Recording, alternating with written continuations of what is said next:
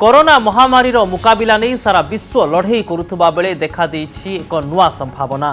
Corona मुकाबिला पाई भारत में 30 T अनुष्ठान प्रतिषेधक टीका उपरे गवेषणा करुछंती। एथिरु प्राय 20 टी अनुष्ठान गवेषणा बेस भल स्थिति रे रहितिबा कहिसंती केंद्र सरकार को प्रमुख वैज्ञानिक परामर्शदाता के विजय राघवन। कोरोना टीका प्रस्तुत पाई अनेक तथ्य को नहीं विश्लेषण चली और यारी आधार रे टीका प्रस्तुति पाई उद्यम करा जाउछि। एथिपाई हाई एंड हैकाथन बा कंप्यूटर द्वारा विश्लेषण प्रक्रिया भी आरंभ होईछि।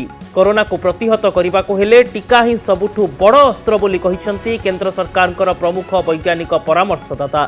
भारत में कोरोना भूताणुर मौलिक ढांचारे परिवर्तन आसी नाही, एणु कोरोना टीका नहीं चलिथिबा गवेषणारु सकारात्मक तथ्य मिलिबा टीका प्रस्तुति रे सफलता मिलिबार संभावना तैयारी करुछि।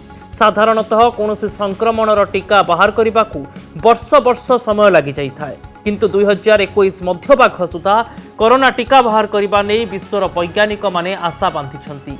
आउ ठीक एतिकी बेले भारतर 20 टी अनुष्ठान गवेषणा बेस भल स्थिति रे रहिछि। Over the last few years, because of multiple kinds of investment, our vaccine companies are not only into manufacturing, but they are also into vaccine development and R&D for vaccines. So they're trying to be amongst the best in the world to do this. And this is a big challenge because there are all sorts of investments and time which takes to become globally competitive and effective. Similarly, our startups have got into vaccine development in a big way, and many of our academics have got into vaccine development in a big way. So there are about a total of 30 groups in India, big industry to individual academics, who are trying to develop vaccines, of which about 20-ish are keeping a good pace. Yet this is a very competitive area. भारतीय भेषज गवेषणा संस्था बा ICMR और भारतीय biotech international limited मिलित भावे भूताणु उपरे गवेषणा आरंभ करिसेंती। इंडियन सेरम इंस्टीट्यूट, माइन लैब, इंडियन इम्यूनोलॉजिकल लिमिटेड भी कोरोना टीका उपरे गवेषणा करिसेंती। विश्व में कोरोना पाई एमआरएनए टीका वर्तमान सुधा सबुठु अधिक सफल और 8 जनक ठारे यार प्रयोग पर एंटीबॉडी तैयारी होइतिबा दाबी करा जाउछि। एमआरएनए टीकार द्वितीय पर्याय परीक्षण आरंभ होबाकू जाउछि। थाईलैंड रे आरएनए वैक्सीन मूषा देहरे सफल होबा परे मांकड़ ठारे प्रयोग करिबा पाई प्रक्रिया आरंभ होइछि।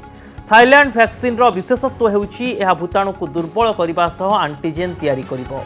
ऑक्सफोर्ड विश्वविद्यालय रे प्रस्तुत वैक्सीन किंतु एतेटा फलप्रद होई न पारे बोली जातीय गणमाध्यम रे रिपोर्ट प्रकाश पाइछि। एसबु भितरे कोरोना टीका नै नुआ आशा तैयारी हेउछि। साधारण रे कोरोना टीका तैयारी करिबा पाई अनेक समय लगी पारिथांता। साधारण टीका तैयारी पाई दशंधिरु भी अधिक समय लागिबार नजीर रहिछि, किंतु वर्तमान किछि मास भितरे कोरोना टीका बाहर करिबा पाई उद्यम करा जाउछि। एसबु भितरे किछि गवेषकଙ୍କ कहिबा कथा हुए तो 2021 मसिया मध्यभाग बेलकू कोरोना टीका आसी जाई पारे।